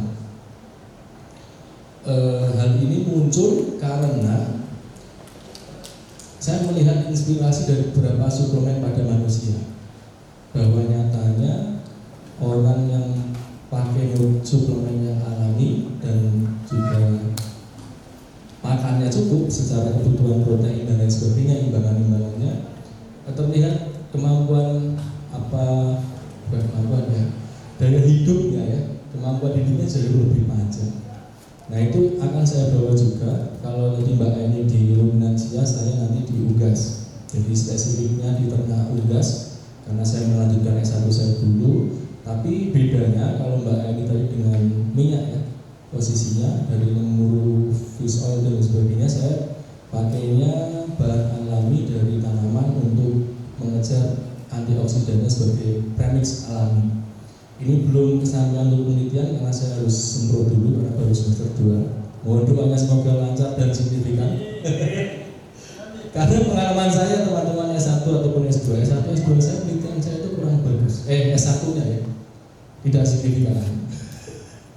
Kalau S2 signifikan Pak, ya, alhamdulillah estrogennya. Ini S3 saya berharap suplementasi yang saya berikan nanti dapat berpengaruh terhadap performa reproduksi. Pertanyaan saya adalah mengenai isu global warming dan juga radikal bebas dalam di dunia ini, seberapa tinggi pengaruh hal itu terhadap reproduksi dan apa yang bisa kita kerjakan untuk menahan laju radikal bebas tersebut agar sel-sel yang bekerja di dalam tubuh itu tidak menyerah dan tidak menghasilkan efek yang baik untuk reproduksi. Itu aja Pak Dor. Terima kasih. Assalamualaikum warahmatullahi wabarakatuh. Tepuk tangan dulu untuk Mas Arya. Ini S1 S2 reproduksi. Baik, pertanyaannya itu ada pertanyaan lain sebelum saya lempar ke pembicara. Kemarin itu usulnya tanya banyak ya saya bilang. Ini kok sedikit ya saya. Iya. Ngomong. Teman-teman S2 monggo. Ada yang mau ditanyakan? Ada. Teman-teman S1 juga boleh. Jadi ini juga teman-teman yang reproduksi ternak, sterilitas dan sterilitas karena bioteknologi reproduksi juga proses 2 dan S3. Dan itu dulu kita beri kesempatan dulu untuk jawab ya. Kami persilakan Mbak, ini dulu. Terima kasih banyak atas pertanyaannya, menarik sekali. Semoga lancar, Mas. Amin. Mungkin tadi pertanyaannya kan seberapa gawat ya itu global warming, isu heat stress ya terhadap reproduksi. Jadi jawabannya sangat gawat gitu. Karena pertama kan tren global warming itu meningkat. Nah ini menyebabkan banyak kerugian di tingkat sel saja, mereka ruginya tuh lebih banyak gitu.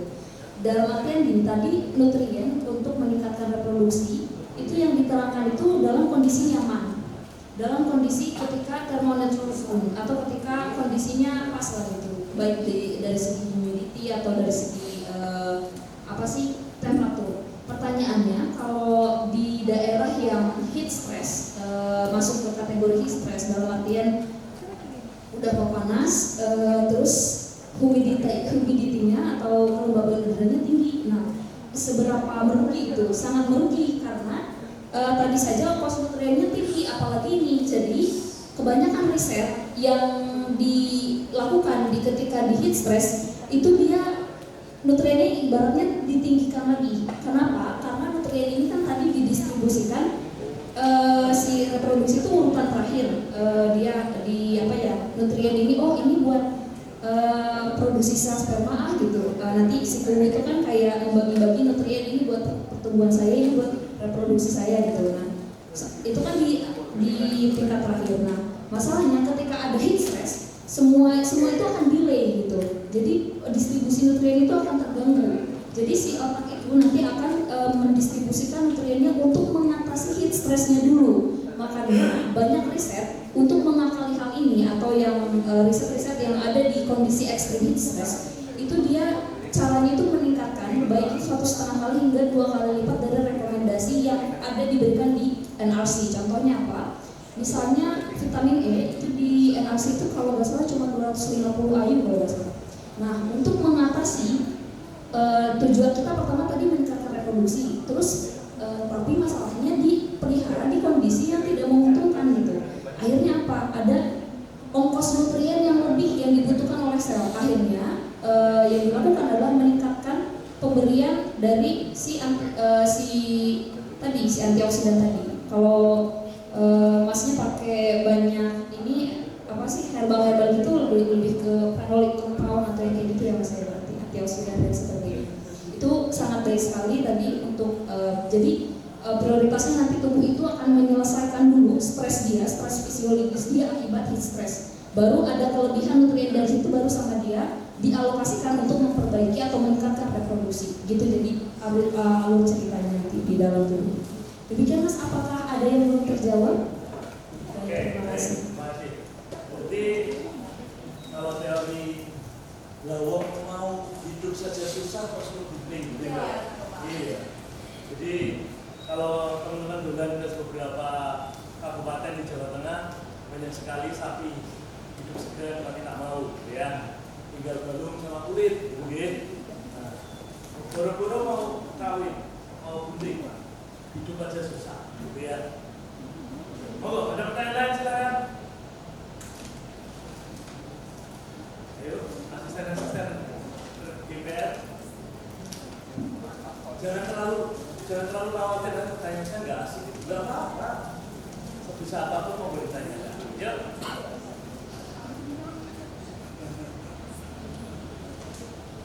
Monggo, ada pertanyaan?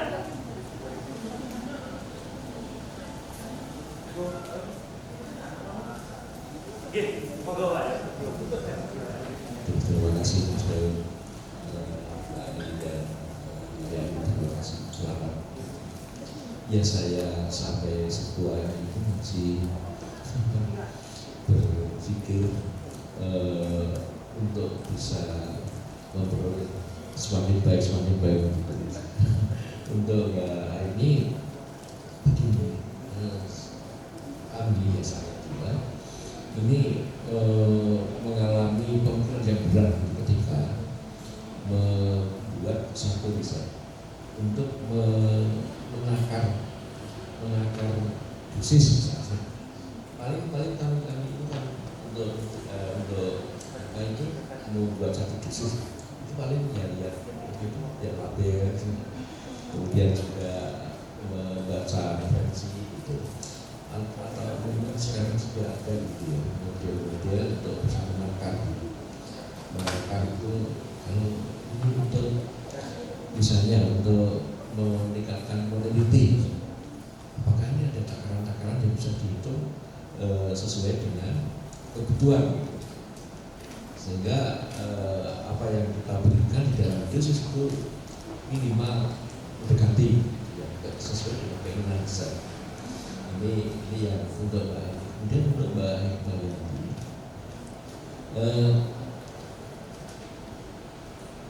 bahwa hal-hal yang kemudian bisa diberikan di luar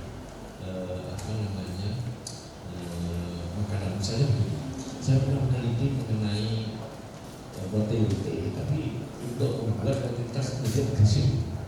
Lalu dalam satu petisi kemudian saya paparkan saya, lalu saya beri tabel kafein. Jadi itu kafein ini menurut konon itu adalah obat narkoba. Nah ini kan bukan kepada semua yang betul dia punya. Nah bagaimana ini konsep apakah ini bisa karena memang untuk memberikan tingkat membuai saya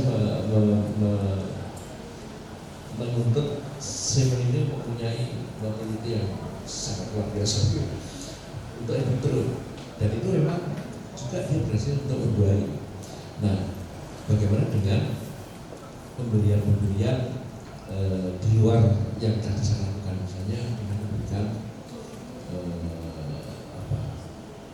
protein misalnya atau bahan-bahan lain ini ya. Kemudian ini hal-hal yang menyangkut tadi kembali kepada menangkar kasus tadi ini, misalnya kami ingin sapi misalnya itu bisa beraih dengan cepat atau beraih dengan bagus pada betina, kalau pada jantan juga beraih terus. Nah ini berapa sebenarnya ada takaran-takaran kan kalau beraih logikanya itu kan untuk bisa memberikan estrogen tinggi itu kemudian berair. Nah estrogen ini kan berasal dari lemak, berasal dari lemak kemudian menjadi estrogen setelah masuk ke dalam tubuh. Nah ini bagaimana bisa mengatakan ada satu batas, berarti lemak sekian untuk meningkatkan folikel yang protein sekian. Apakah sebenarnya ini juga kita masih berdasarkan kepada label saja atau referensi-referensi yang sudah ada? Sehingga kalau misalnya referensi itu begini, yang kami lakukan itu, misalnya referensi katakan 10 misalnya, yang kita meneliti ya ambilnya bagaimana kalau 5, bagaimana kalau 15. Nah, apakah hal seperti ini juga masih bisa diterima seperti itu? Atau memang sudah ada sistem yang bisa dipakai? Kalau begitu, sekian saya berikan pasti nanti akan berefek misalnya. Ya, ini pertanyaan orang tua, mohon maaf. Wassalamualaikum warahmatullahi wabarakatuh.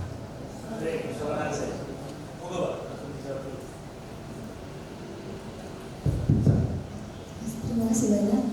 Ini pertanyaan dari orang berpengalaman, bukan dari orang tua. Ya tadi, jadi pertanyaannya kan apakah ada standarnya gitu. Memang sejauh ini yang belum ada standarnya, baik itu di standar kebutuhan nutrien itu kan dia lebih umum. Kalau kita berkiblat ke ARC, American Research Council atau National Research Council itu kan cuma ke PBB aja. Nah, reproduksi ini belum masuk nih. Ini sebenarnya lahan basah yang sama teman-teman di PBB pengen dikembangkan juga. Jadi kayak pengen bikin rekomendasi nutrien yang presisi tadi. Tapi sejauh ini apakah acuan-acuannya sangat abu-abu gitu, sangat luas? Ya memang kembali kepada karakteristik nutrien itu, balik lagi. Misalnya tadi karena nutrien itu dia konsekuensi metabolismenya tuh kontan gitu. Jadi ketika kita ngasih berlebihan langsung kelihatan gitu hasilnya. Nah, jadi memang dari sejauh ini dosis yang paling tepat itu kita berkiblat kemana? Berkiblat ke riset-riset sebelumnya dan terbantu dengan adanya review yang pakai itu, yang review tapi dia bisa ngasih nilai maksimal gitu, systematical review tapi jadi memang masih based on penelitian, belum ada standar bakunya. Tapi memang tadi kayak lemak, memberikan lemak di atas 5%, dia nanti efek metabolismenya tuh malah jadi menurunkan baik itu performa reproduksi maupun produksi. Nah, jadi akhirnya peneliti itu mainnya itu di antara 1 sampai 5. Nah, nanti mereka pasang persenan, ini kita main di mana nih yang berikan efek paling tinggi gitu atau paling banyak. Nah, kalau misalnya tadi ke arah jadi turun ini, malah yang di hal lain ada misalnya mineral-mineral tertentu kan kalau kebanyakan malah dia toksik gitu. Nah, makanya mainnya lagi balik lagi ke based on research sebelumnya masih berputar di situ, masih belum ada rekomendasi yang pasti.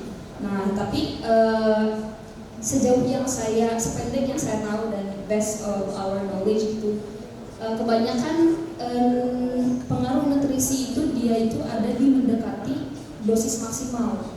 Nah, dalam kejadian luar biasa tadi seperti heat stress, itu baru dia ditambahkan nutrisi itu dalam kandungan sekitar 125%-nya gitu. Itu dosis-dosisnya biasanya risetnya itu main di angka-angka itu gitu. Biasanya angka-angka cantik 2, 4, 5 gitu. Mungkin demikian Pak. Jadi sejauh ini memang masih based on terima kasih. penelitian sebelumnya. Ya, beberapa pengalaman juga itu meneliti pada jangan semena di India dengan menggunakan selenium misalnya. Ya. Ini juga menjadi pemikiran ketika berapa ya untuk menentukan dosisnya ini, sehingga ya akhirnya hanya berdasarkan pada pengalaman orang lain yang kita sendiri itu juga menebak-nebak begitu. Iya.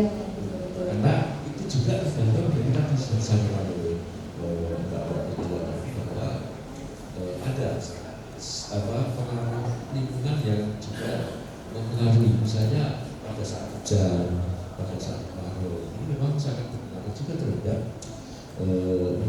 produksi semennya itu atau kemampuan semen faktor saya mempunyai kualitas menyebar.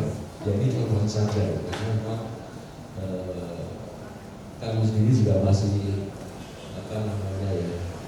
untuk membuat satu takaran itu yang berdasarkan tadi beberapa hal yang disampaikan oleh ini dan beberapa informasi yang diambil juga kemudian verbal dan sebagainya. Ini menurut saya. Terima kasih. Jadi basically berarti memang masih banyak lahan ya. Nah, di dalam nutrisi untuk standarisasi.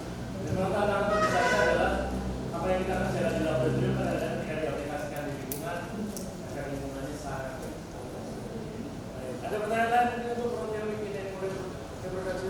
Tadi ini ya pengakuan protein dan untuk meningkatkan reproduksi. Terima kasih. Kalau boleh tahu Pak, yang ditambahin di sperma itu apa ya kemarin? Natrium kafein.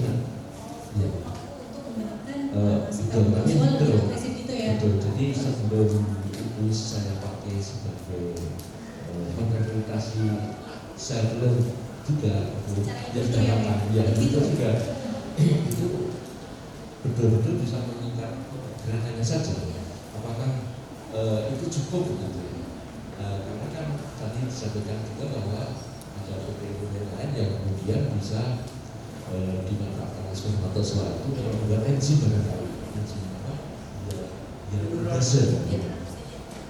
Jadi ini yang masih menjadi pohon cerah. Ya menarik sekali tuh ya Pak. Saya juga baru tahu ternyata itu ditambahkan ke sperma itu bisa meningkatkan mobilitasnya ya, pergerakan sperma. Sebenarnya saya juga pernah meneliti terkait penambahan insulin transferan selenium pada media maturasi. Nah ternyata dari hasil penelitian itu memang mampu menggerakkan spermatozoa ke sel telurnya dan itu meningkatkan hasil oosit menuju ke fertilisasi. Nah dari insulin transferan selenium itu kan dapat mencegah reaktif oksigen spesies. Ternyata dari ITS ini menghambat terus sehingga oosit itu banyak yang berkembang oositnya untuk bisa digunakan sebagai oosit menuju ke embrionya Pak.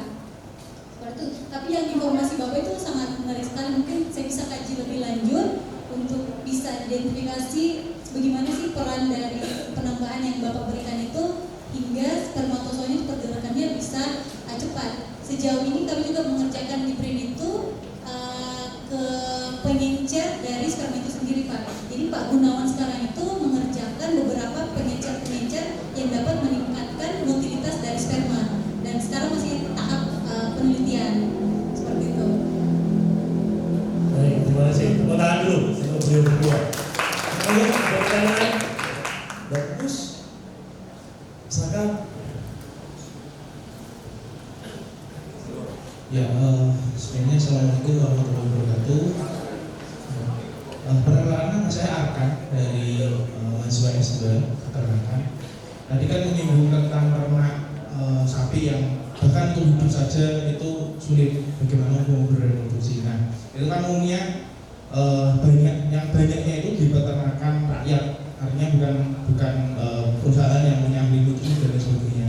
Nah yang saya akan tanyakan itu bagaimana langkah yang visible bagi peternak itu agar bisa memastikan bahwa pakan yang diberikan itu dapat meningkatkan dari performa reproduksinya. Terima kasih.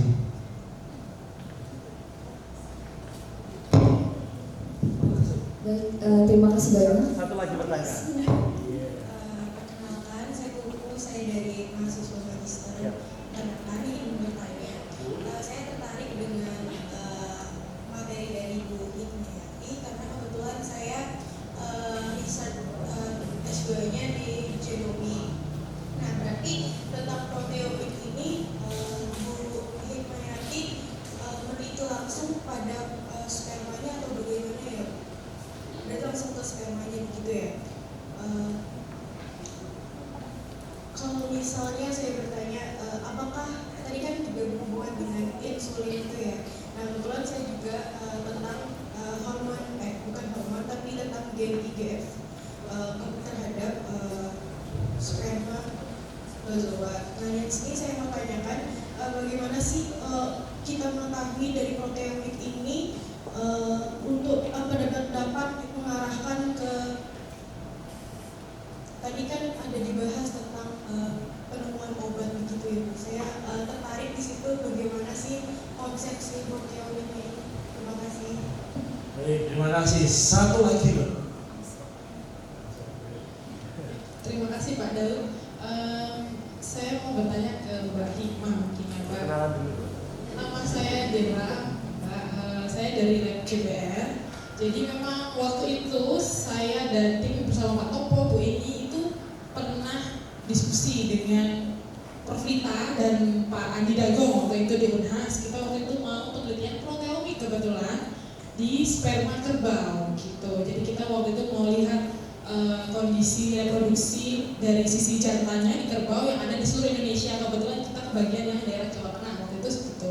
Nah berarti karena saya juga masih awam nih sama proteomik karena kan sebelumnya seringnya di genomik. Proteomik ini berarti mengidentifikasi protein selain dari elektroforesis, itu kan kita bisa tahu bobot molekulnya ya Pak ya. Kemudian baru nanti di sequencing seperti itu atau seperti apa? Ada sequencingnya juga? Oh enggak. Berarti nanti identifikasinya misalnya kita menemukan satu protein, nanti kita bisa breakdown, bisa tahu berapa persen ininya gitu. Asam aminonya misalnya lisinnya sekian persen, adenina sekian persen, seperti itu ya. Berarti itu nanti yang menjadi marker spesifiknya. Karena nanti antar mungkin protein X ini di yang fertil seperti ini, tapi yang infertil seperti ini gitu. Berarti yang dicari marker seperti itu ya Mbak ya? Mungkin itu aja dari saya Pak, hanya pengen konfirmasi karena ini memang ilmu yang baru buat kami. Terima kasih. Tepuk tangan untuk peserta Mbak Kus dan Mbak Dino. Monggo dijawab satu persatu. Tadi dipertegas saja yang bantu Budela ya semua dengar. Iya. Soal proteomik. Baik, terima kasih. Pertanyaannya sangat menarik ya terkait konsep proteomik. Bagaimana sih bidang peternakan kan kalau di kedokteran jadi obat ya. Kalau kita sekarang mengajarkan proteomik itu sebagai penanda atau biomarker fertilitas. Nah, dari beberapa penelitian yang sudah kami lakukan, contohnya di sapi Pasundan, di sapi Bali, dan sekarang juga lagi mengerjakan kerbau belang dari Toraja, sapi Murah juga dari Sumatera. Jadi ada beberapa protein spesifik nih yang terkait dengan fertilitas. Contohnya dari sapi Bali. Nah, dari sapi Bali itu ada protein namanya KSOSN1, misalnya itu terdeteksi sebagai protein yang mengarah ke fertilitas dalam membantu spermatozoa menuju sel telur. Bagaimana cara kita mengidentifikasinya? Nah, ini kita dibantu dengan bioinformatika. Jadi database dari protein ini kita cari, contohnya Uniprot, apa sih fungsinya protein ini? Oh, ternyata memang mengarah ke fertilitas. Kita konfirmlah ke string. String ini memberikan informasi interaksi protein, contohnya BSP1 bukan sperm protein dengan BSP2. Nah, itu kan yang terkait semua dengan fertilitas. Nah, ada penelitian yang sudah kami lakukan juga memvalidasi secara in vitro. Menariknya, ternyata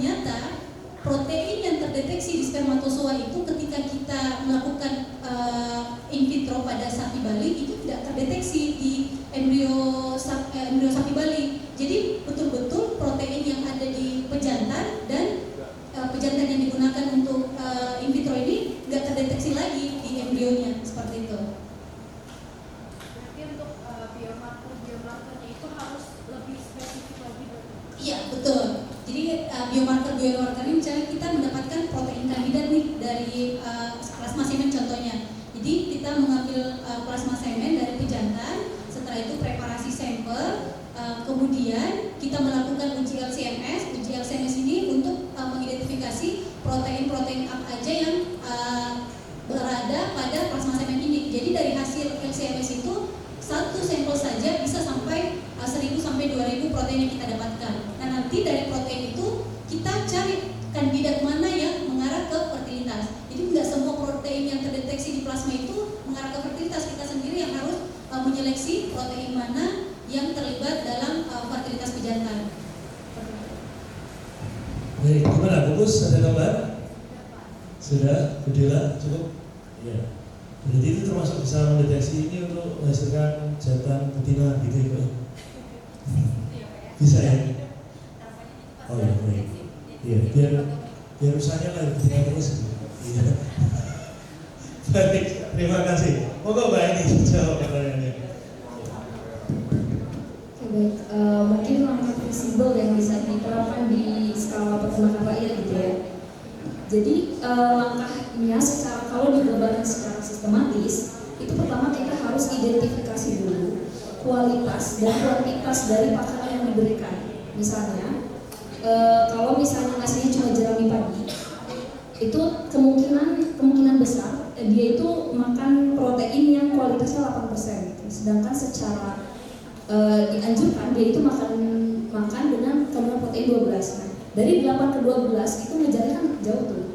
Mau gimana mau punya reproduksi bagus gitu. Di situ ada gap nutrien gitu. Nah, jadi langkah pertama itu sebenarnya identifikasi. Nah, bagaimana caranya kemudian kita memperbaiki hal ini, kan udah loss terjadi gini, udah kurus ternaknya, mau gimana tiba-tiba dia pengen reproduksinya baik. Nah, makanya itu tadi dikasih suplementasi, salah satu solusinya suplementasi di jangka waktu tertentu. Karena apa? Karena di waktu kritis kayak misalnya pas pembentukan pelepasan folikel gitu. Nah, jumlah folikel dan juga ketika folikel ini misalnya dibuahi, itu pas penempelan ke dinding rahim, itu tuh sangat diatur sama informasi dari otak, ketersediaan nutriennya. Jadi gini, kayak otak tuh ngasih tahu ke si sel telur kayak ini kita punya nutrien yang cukup loh kalau kamu mau misalnya melepaskan 2 sel telur atau gimana gitu. Nah, nanti dia juga ngasih tahu tuh kayak kamu kalau mau nempel ini nutriennya cukup loh gitu. Nah, itu makanya harus dikasih di waktu-waktu kritis itu fungsinya seperti itu untuk mengaktifasi informasi di otak ke organ target gitu kayak kamu aman kalau mau berkembang, karena di situ ketika nutriennya sedikit otak tuh nanti ngasih tahu kayak better nggak usah nempel aja karena kedepannya diprediksi si organisme ini nggak akan mampu untuk membiayai ongkos nutrien yang diperlukan ketika dia misalnya mengandung gitu, bunting misalnya gitu, seperti itu. Jadi langkah yang kita bisa lakukan adalah tadi pertama kita identifikasi dulu cukup atau enggak sebetulnya nutrien yang udah dikasih. Kalau misalnya nggak cukup, kita bisa mengatasinya. Kalau misalnya mau instan tadi ngasih nutrien yang tiba-tiba bagus tiba-tiba. Kayak ini kan sebenarnya cocok sama teori apa sih? Yang kalau misalnya ternak kurus dikasih makan bagus tiba-tiba kan suka PBB suka naik banget tuh. Nah, ini sebenarnya compensatory growth. Nah, ini mirip teorinya sebenarnya seperti itu. Mungkin bisa menjawab. Apa ada kurang enggak? Baik, terima kasih. Jadi apa ya Mbak ya? Gimana caranya kita memperbaiki kondisi dalam waktu yang tidak panjang tetapi efisien secara produktivitas. Ini ada penelitian STMJ sebenarnya Pak. Mau ada pertanyaan nggak Mas? Iya, jadi ada satu kelompok penelitian lagi mau lihat. Kalau saya tambahi bahan-bahan yang mendekati STMJ itu berhubungan dengan vitalitas atau tidak begitu. Ya STMJ-nya tapi dibahasakan jadi bahan utama susu yang dicari apa, telur apa, madu apa, jahe apa, dibuat jadi kapsul, dimakankan, dan harapannya memperbaiki vitalitas begitu. Iya. Gak ada pertanyaan ya? lari loh. Dipancing malah lari. Ya, kamu nggak ada pertanyaan lagi, silakan. Oke, ada tulisan waktu habis di belakang bu. Iya. Baik, bapak-bapak, ibu-ibu sekalian, mohon izin, mohon maaf karena saya sudah dikode oleh timer di belakang dengan tulisan waktu habis. Iya. Jadi untuk tanya jawab kita hari ini harus kita cukupkan dulu. Yang pada prinsipnya teman-teman, yang pertama, ya semoga apa yang kita tampilkan di depan setelah kemarin cerita kewirausahaan gitu ya. Terus saya satu keterangan sekarang menampilkan dua dokter kita ini. Nanti mungkin beberapa waktu yang akan datang akan menampilkan kandidat dokter dari Denmark asli orang Din gitu ya. Itu mudah-mudahan memotivasi teman-teman semua, gitu ya. Ya, jadi namanya Mbak Uli Ranvelia Baisi. Iya. Nih, nanti habis ini mungkin di akhir tahun ini atau tahun depan kita akan undang dia secara online, gitu ya. Semoga beliau kita akan memotivasi adik-adik S1 peternakan ataupun S2 dan S3 bahwa dunia peternakan itu luas sekali. Dunia peternakan itu luar biasa dan harusnya teman-teman berbangga menjadi seorang sarjana peternakan. Yang kedua, jadi apa hari ini yang kita pelajari? Tentu saja kita belajar bagaimana proteomik itu bisa digunakan dalam reproduksi hewan untuk nanti utamanya biomarker fertilitas kalau punya dengan reproduksi, gitu ya. Dan ini baru satu bagian cuplikan karena tadi dari satu analisis proteomik aja dalam plasma semen itu bisa 1000 sekian lebih asam amino ya, atau protein, peptida yang bisa dianalisis, dan itu sangat luar biasa kesempatan untuk dikembangkan. Yang kedua, bagaimana kita belajar bahwa standarisasi sebuah nutrisi ternak untuk reproduksi itu ternyata masih belum terjalin secara total, karena kita selalu terbawa ke energi yang basicnya adalah produksi. Tapi standarisasi bagaimana menghasilkan ternak baik unggas, ruminan, non-ruminan yang memiliki reproduksi bagus harus diberikan standar seperti apa, sampai detik ini belum ada. Dan itu merupakan kesempatan luas untuk kita semua. Mungkin itu saja bisa saya sampaikan. Sekarang kita berikan aplaus untuk beliau berdua. Baik, terima kasih. Selanjutnya saya kembalikan kepada Master of Ceremony, Mbak Belinda. Terima kasih. Sebentar. Mbak Belinda itu katanya pengen seperti mereka, tapi dipeseni sama ibunya. Iya. Ya jadi Bu. Ya, silakan. Saya kembalikan ke Mbak Belinda. Tepuk tangan untuk MC kita, Mbak Belinda. Sungguh sekali materi yang telah diberikan oleh kedua narasumber serta moderator kita siang hari ini. Semoga ilmu dari Dr. Aini dan juga Dr. Himayani dapat kita terapkan, atau mungkin ada teman-teman yang lainnya yang tertarik untuk penelitian seperti pembicara pada hari ini. Baik, acara selanjutnya yaitu pemberian kenang-kenangan yang akan diberikan oleh Bapak Insinyur Rudi Hartanto SPT FEBSI IPM kepada Dr. Aini dan Dr. Himayani. Silakan melanjutkan.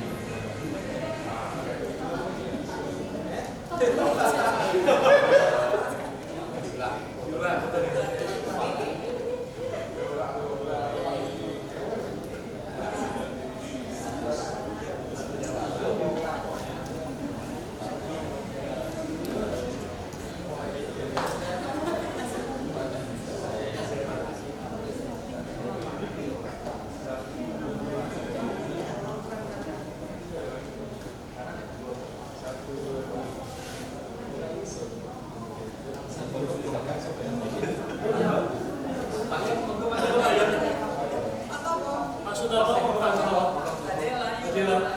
Mas Hasan.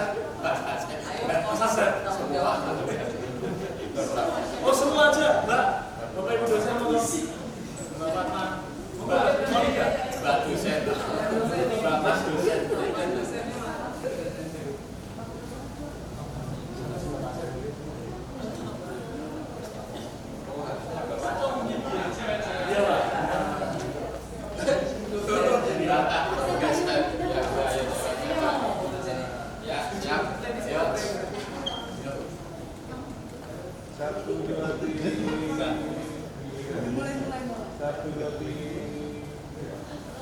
lagi. Pakai gini. Semangat. DPR.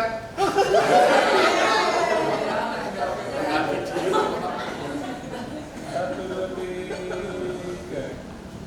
Sekali lagi 1, 2, 3.